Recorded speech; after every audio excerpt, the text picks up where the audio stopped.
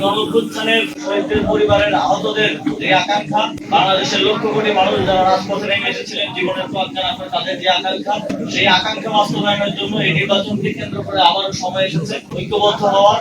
সেই জায়গা থেকে আমি জাতীয় নাগরিক পার্টি এনসিপিতে আজকে যোগদান করছি।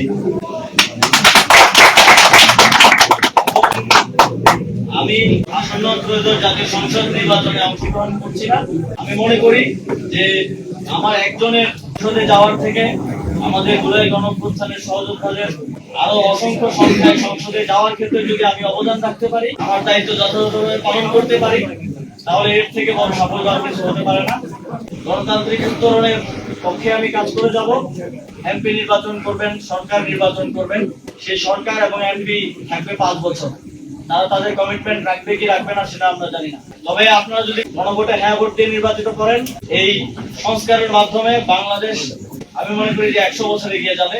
আমি আমার যে দায়িত্ব পেয়েছি দলের পক্ষ থেকে, একই সাথে আমার সহযোদ্ধাদেরকে নির্বাচিত করার জন্য আমি সর্বোচ্চ চেষ্টা করব এবং একই সাথে গণভোটে হ্যাঁ ভোটকে জয়যুক্ত করার জন্য জাতীয় নাগরিক পার্টির পক্ষ থেকে আমরা আমাদের সর্বোচ্চ চেষ্টা করে যাব।